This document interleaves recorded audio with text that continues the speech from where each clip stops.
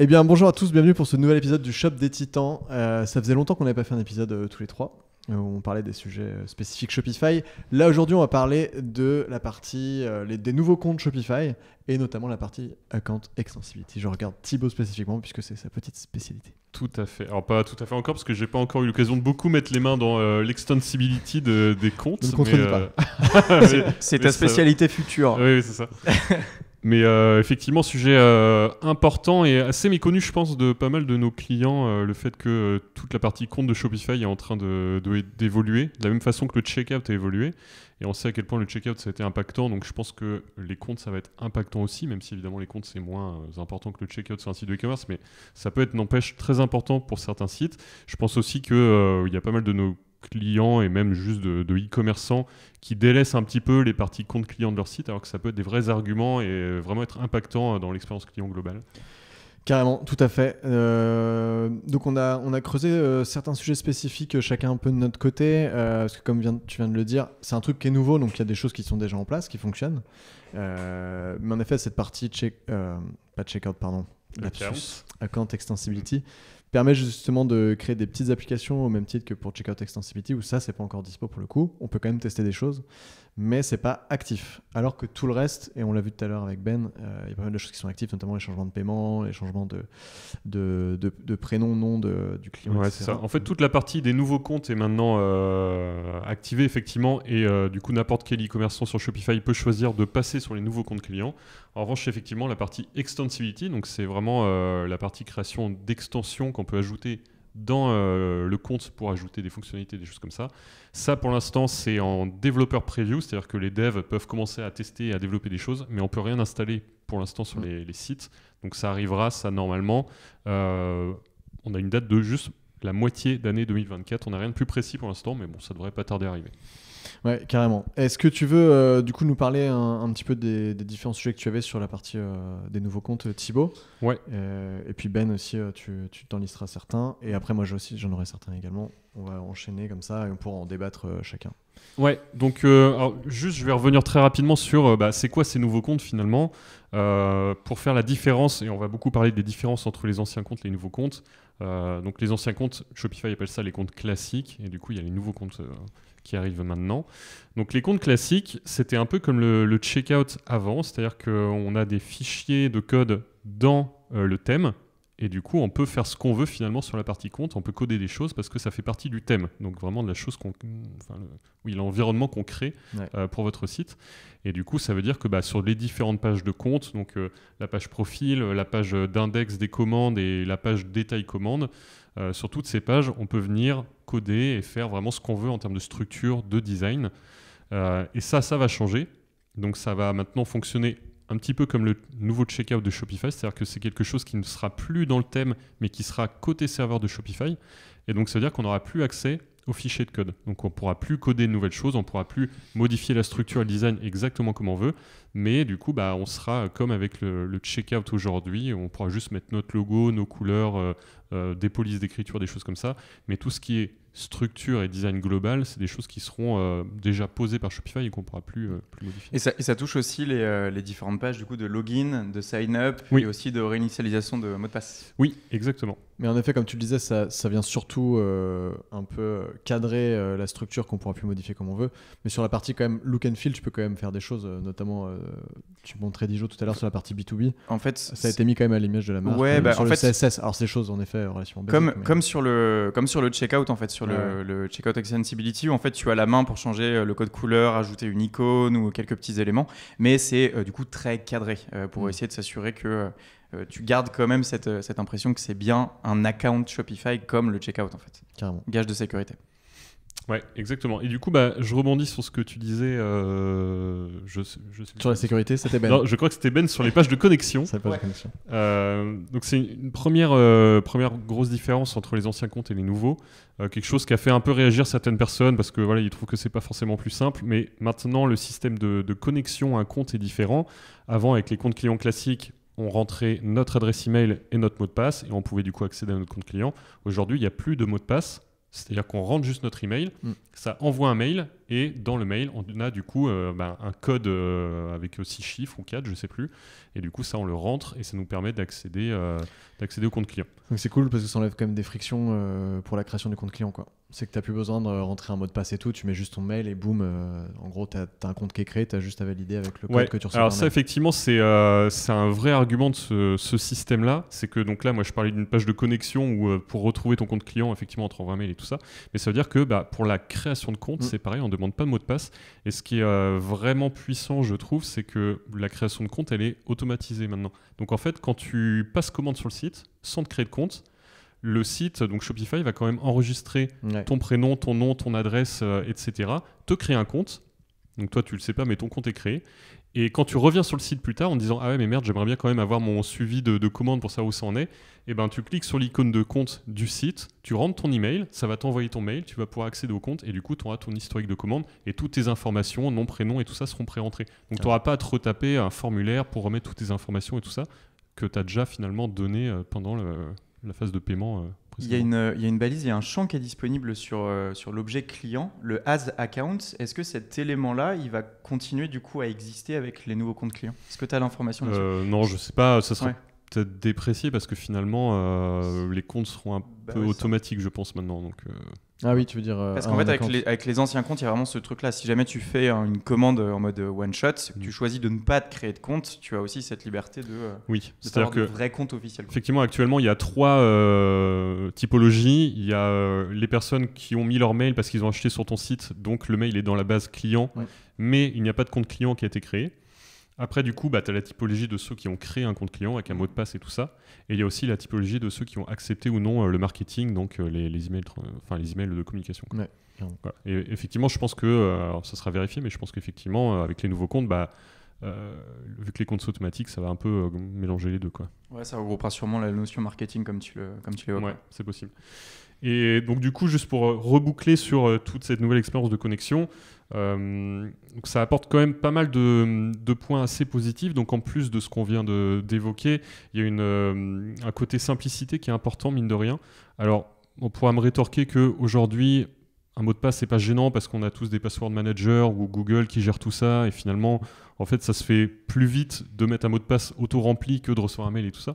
Mais il faut quand même penser aussi à monsieur et madame tout le monde, qui n'ont pas forcément, parce que voilà, nous on travaille dans l'informatique, donc on a ces réflexes et ces automatismes, c'est pas forcément le cas de tout le monde, et je pense que pour certaines tranches de la population, il y aura moins de risques d'oublier son mot de passe, de devoir faire mot de passe oublié, de recevoir le mail, de re-rentrer le mot de passe, etc. Donc de perte de temps.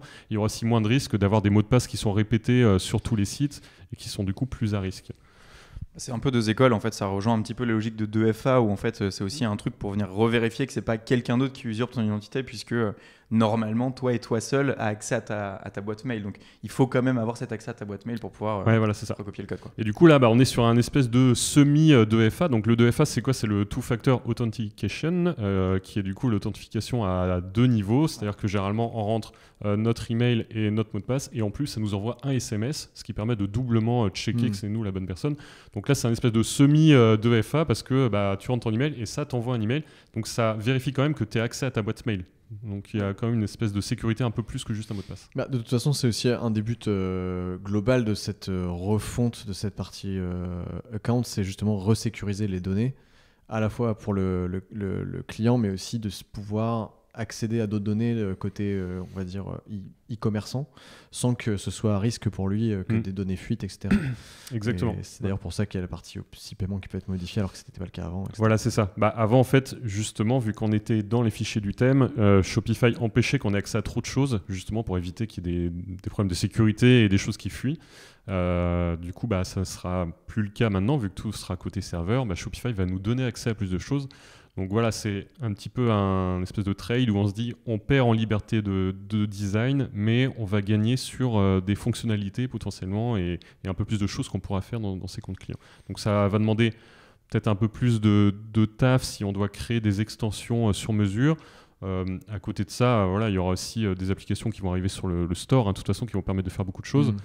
La seule limite, j'ai envie de dire, c'est que ça va être pour Shopify Plus, l'extensibility forcément. Donc les commerçants qui voudront ajouter des fonctionnalités poussées dans la partie compte, s'ils veulent les nouveaux comptes clients, il faudra qu'ils soient sur Shopify Plus. Tout à fait. Mais ils auront quand même accès, avec les nouveaux comptes clients, à des nouvelles modifications, notamment sur la partie paiement. En fait, partir là-dessus, les nouveaux comptes clients, on le voit, ça a été lancé il y a quelques temps déjà. Et en fait, petit à petit, ils ajoutent ces nouvelles informations. Le fait de pouvoir modifier tes adresses, le fait de pouvoir ajouter tes moyens de paiement, c'est des éléments qui évoluent justement avec le temps. Et à l'exemple des applications que tu peux avoir disponibles pour le checkout, en fait, se dire tout de suite, je ne souhaite pas personnaliser mon party account, mais du coup, j'en profite pour mettre le nouveau compte, c'est aussi se dire demain, les prochaines évolutions sur la partie account, et je serai à jour sur cette nouvelle version, quoi. Carrément. C'est ce qu'on essaie de faire là, avec tous les projets qu'on a en cours d'ailleurs.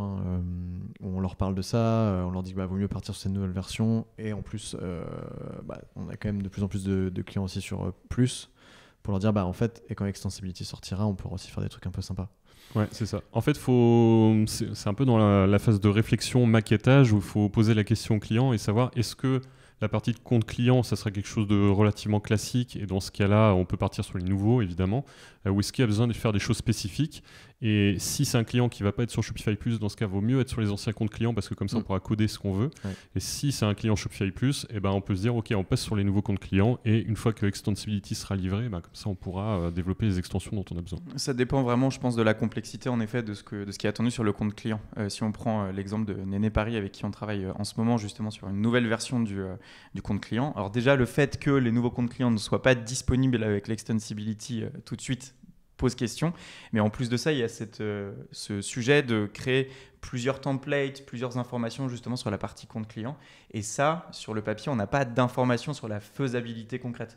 Donc c'est vrai que dès qu'on veut pousser un peu loin la customisation, ajouter des accès sur la fidélité, sur des trucs de parrainage, etc., pour l'instant, sur le papier, on va plutôt préconiser justement les anciens comptes clients, quoi. Oui, c'est que pour l'instant, on ne peut pas faire de l'extensibility. Donc, à court terme, oui. Mais voilà, effectivement, à moyen terme, ça sera, je pense, plus intéressant de partir dessus. De toute façon, c'est le nouveau modèle que Shopify nous propose. Je pense que c'est le nouveau modèle qui sera imposé d'ici quelques années, tout comme l'a été le checkout.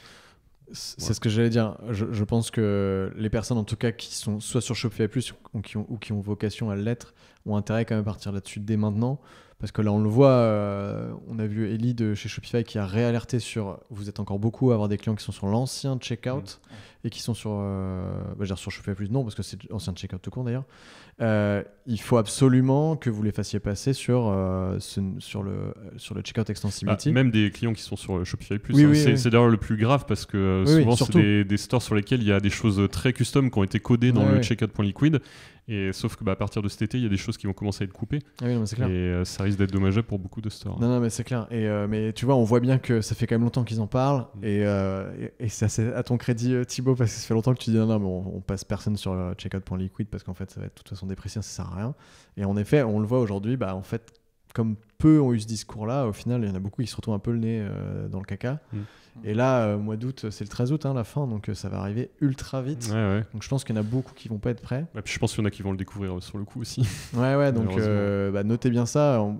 C'est un peu triste, mais j'ai fait un post là-dessus la semaine dernière. Il n'y a pas eu trop de réactions, mais c'est pas grave. Parce que tout le monde est déjà passé sur l'extensibility. Je suis pas sûr en vrai. J'attends de voir. Je pense que si Shopify fait des petites alertes comme ça, c'est qu'ils voient que c'est pas le cas. Thibaut, du coup, tu étais à la base sur la partie login. Je me permets d'embrayer un petit peu là-dessus. Ouais, vas-y. Parce que du coup, en fait, il y a aussi une autre différence assez importante entre les anciens comptes et les nouveaux comptes clients. C'est aussi la personnalisation des URL. Typiquement, avec les nouveaux comptes clients, on a la possibilité de mettre un nom de domaine spécifique custom pour ces comptes clients. Ce qui permet d'ailleurs, et je rebondis sur moi-même, c'est original, de pouvoir en fait employer sur un même store les anciens comptes clients avec les nouveaux comptes clients. Puisque les nouveaux comptes clients, seuls eux en fait sont automatiquement corrélable avec la partie B2B. Pour citer un autre client, Dijo, avec qui on a travaillé sur cette logique-là, on emploie en fait ces nouveaux comptes clients exclusivement pour la clientèle B2B. Ce qui nous permet du coup d'avoir une URL standard pour les comptes clients B2C et pour les clients B2B d'avoir carrément le sous-domaine b2b.dijo.fr, je me rappelle des sous-domaines, c'est dingue, pour pouvoir du coup gérer le login spécifiquement. On vous promet, on a d'autres clients que Dijo parce qu'on en parle à tous les podcasts. Mais ouais, c'est vrai que c'est. Alors, il y a deux choses importantes que tu cites effectivement là-dedans. Première chose, c'est que effectivement, les nouveaux comptes clients permettent de gérer le B2B, donc ça c'est hyper important. Et oui, ce fait de pouvoir rattacher d'autres domaines ou des sous-domaines à des espaces clients, c'est assez puissant. Et c'est vrai que c'est pas mal pour Dijo de pouvoir envoyer un mail à tes clients pro en disant bah, vous avez un portail sur b2b.dijo.fr, ça fait un truc un peu exclusif, quoi. C'est pas mal, je trouve, en termes d'image. Ça fait le parallèle aussi avec la personnalisation qu'on peut voir aussi maintenant sur les thèmes, donc sur les thèmes 2.0, où on a la possibilité du coup d'avoir un peu un front qui est disponible pour des marchés spécifiques. Et ben on peut aussi avoir un front spécifique pour le B2B. Et du coup ça en effet en fonction de la connexion d'afficher du coup des collections de produits, des réductions spécifiques B2B sur un front un peu dédié en fait. C'est la même manière que sur les marchés. Non mais c'est canon. Ok messieurs, vous aviez fait vos points, il restait des choses. Oui, bon alors après, moi je voudrais rebondir un petit peu sur le côté design, image de marque et tout ça, on en a déjà un petit peu parlé. Il y a juste un argument que je voulais ramener qui me semble quand même important, c'est le fait que ce qu'on a observé avec le checkout, c'est que j'ai l'impression que les gens, et ça t'en as parlé plein de fois Simon, en fait ça les rassure, je pense, globalement, de se rendre compte que sur pas mal de sites, on retrouve le même checkout. Et en fait, moi je me suis fait cette réflexion il y a pas longtemps. Alors évidemment, moi je suis né dans le checkout de Shopify souvent, mais j'ai acheté récemment sur un site qui n'était pas un Shopify du coup. Et en arrivant sur le checkout, ça m'a fait un peu bizarre et j'ai eu un espèce de sentiment, c'est un peu peut-être exagéré, mais un peu d'insécurité, tu vois, en me disant mais en fait, est-ce que ce truc vraiment c'est safe, c'est bien codé, tu vois. Et alors je pense pas que tout le monde réagit comme ça, mais je pense qu'il y a quand même un côté rassurant, tu vois, d'avoir toujours le même cadre sur les parties un petit peu sensibles comme ça. Et je pense que sur la partie compte, on pourra avoir un effet similaire. Et de toute façon, voilà, on sent que c'est un peu une volonté de Shopify d'essayer de créer cette espèce d'écosystème voilà, où les gens reconnaissent quand on est sur du Shopify. Tu as ShopPay, tu as plein de choses qui sont assez reconnaissables de plus en plus. Et je pense que c'est une bonne chose, en fait. Ça doit rassurer le consommateur au bout d'un moment. C'est partagé par beaucoup de personnes. J'ai pas mal de clients ou de proches aussi qui m'ont remonté ce sujet-là. Et moi, j'ai un peu le même cas d'exemple que toi. Ça m'est arrivé quelquefois d'arriver sur des check-out de sites où tu vois des surcouches d'éléments de réassurance en mode paiement ultra sécurisé avec plein de moyens de paiement qui sont calés là-dessus en images pixelisées ou étirées où tu te dis mais en fait tu vois en fait on te rajoute des éléments de réassurance pour essayer de justifier que c'est pas safe quoi. Et ça c'est le même but pour la partie compte client qui est sous-exploité parce que là on parle de tout ça en disant parce que même actuellement sur les comptes clients qui sont ultra customisables entre guillemets parce que c'est très libre de faire ce qu'on veut, en réalité il n'y en a pas énormément qui vont jusqu'au bout du truc. Donc je pense que le fait d'avoir Checkount Extensibility Account Extensibility va permettre aussi d'aller rajouter des petites briques auxquelles ils n'avaient pas pensé parce que de toute façon ils ne savaient même pas que c'était forcément possible, etc.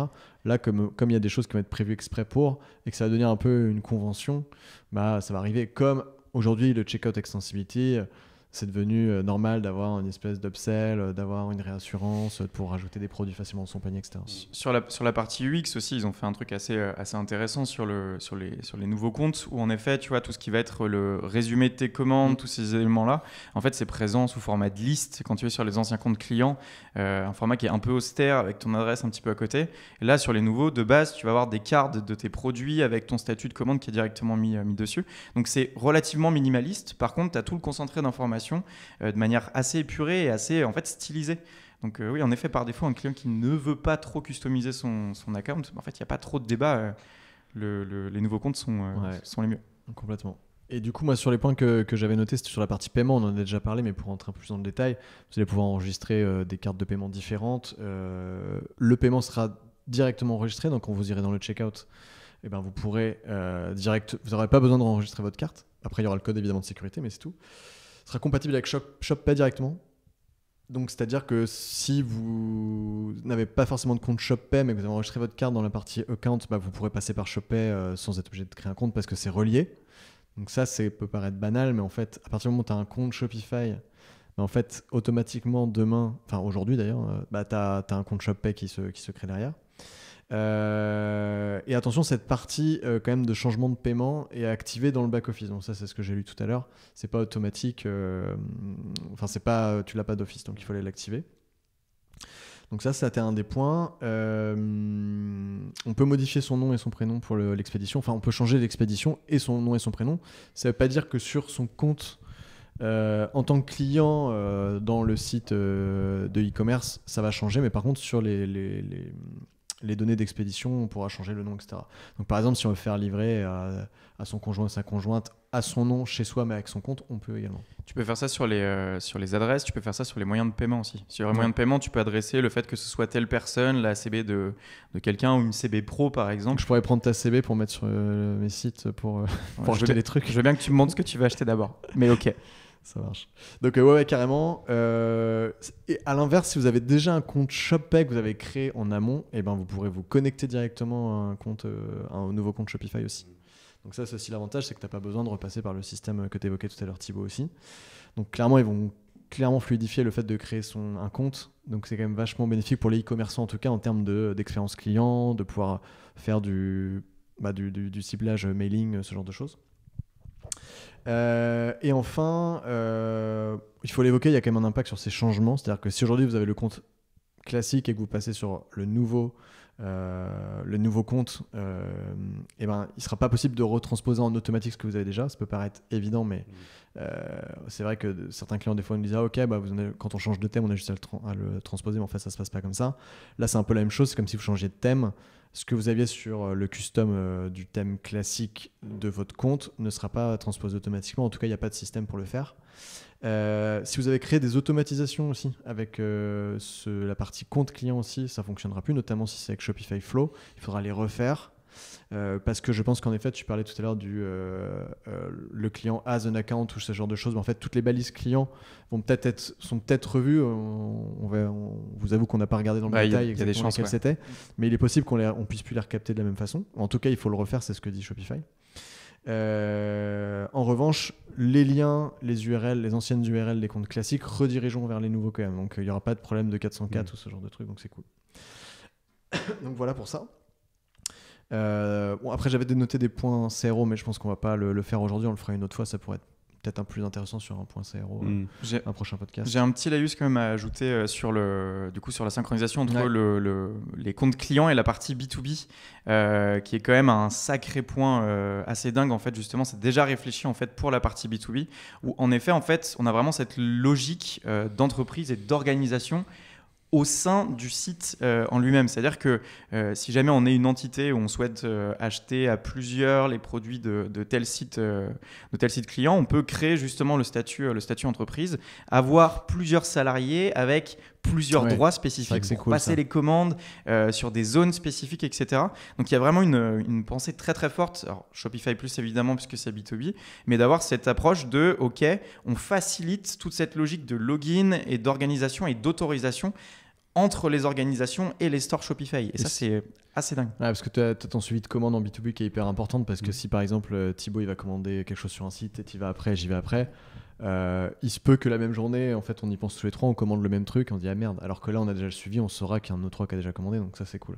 Et en effet, tu l'as montré tout à l'heure, c'est hyper cool. Ouais, mais je pense qu'effectivement, en fait, ces nouveaux comptes, à mon avis, ils ont été pensés un peu dans cette optique parce que gérer du B2B sans gérer un espace client pro, il manque une grosse brique quoi, quand même. Ouais, donc voilà, je pense que ça arrivait en partie pour ça. Pas que pour ça, mais en partie. Et du coup, c'est vrai que ça vient bien compléter le B2B qui a été amené sur Shopify. Et là, on a un truc qui est assez complet quand même, qui marche plutôt bien, je trouve. Ouais, en tout cas, qui est propre et il n'y a pas trop de manque actuellement comme maintenant. Donc ça, c'est cool. Et après, comme d'habitude avec Shopify, ça va évoluer. C'est comme Checkout Extensibility qui a des nouvelles opportunités, enfin des nouvelles options. Ça va encore se débloquer dans les mois qui viennent. Sachant que voilà, on va y avoir la Summer là qui va arriver quand même. Normalement, c'est au mois de juin, hein, ou c'est à la rentrée, je sais plus. Ah ouais, attends, on vient de se taper celle d'hiver. Je sais, mais je pense qu'ils vont annoncer des choses aussi dans ce sens. Oui, l'account extensibility. Oui. Bon, ça a déjà été annoncé, mais là peut-être qu'ils vont pousser encore plus de choses. Bon, voilà, en tout cas, c'était pour faire un premier point là-dessus. Pour vous expliquer comment ça fonctionne, déjà commencez à vous positionner là-dessus, notamment si vous êtes sur Shopify Plus. Sur les autres Shopify, c'est un peu moins un sujet, le switch est un peu plus facile. Mais en tout cas, N'hésitez pas à nous poser des questions si vous le souhaitez en bas de cette vidéo. J'ai toujours rêvé de dire ça. Enfin, ou si vous êtes sur le podcast, vous pouvez nous écrire. Et si vous créez votre boutique, pensez à justement favoriser ces nouveaux comptes clients, essayer d'avoir une approche un peu limitée sur la partie account pour favoriser ça. Il me semble, je vais pas dire de bêtises, mais il me semble que dès que maintenant tu crées un nouveau store, tu passes directement sur les nouveaux, non ? Non, en fait, quand tu crées un store, il faut dans les paramètres choisir si tu actives les comptes clients et si jamais tu les actives, de choisir l'ancien ou les nouveaux comptes clients. Okay. Par défaut, les comptes ne sont pas actifs. Je croyais que par défaut, maintenant, ça mettait les nouveaux. Ok, et très bien. Et merci, messieurs, vous avez des choses à rajouter ? Non, en fait, je pense qu'une fois qu'on aura vraiment mis les mains dans l'extensibility, on refera un épisode de podcast pour expliquer ce qu'on a testé, voir s'il y a des différences par rapport au checkout extensibility. Mais je pense que ça sera très, très similaire. Mais voilà, on a vu par rapport à ce qu'ils ont annoncé, il y a déjà des petites choses en plus qui ont l'air assez intéressantes. Donc dès qu'on aura des infos là-dessus, on partagera et puis on échangera autour de ça. Ça va être assez passionnant, je pense. Carrément. Avec plaisir. Et ceux qui veulent aller un peu plus dans le détail, en effet, il y a une page de Shopify qui est le site Help Shopify. Vous tapez Customer Accounts et vous avez le détail aussi des nouvelles choses. La comparaison notamment compte client classique et les nouveaux comptes. Vous pouvez retrouver notamment les informations qu'on vous a données, plus rentrer un peu plus dans le détail si vous le souhaitez. Right. Yes. Bon, merci à toutes et tous et puis à très vite. Yes, à bientôt. Ciao.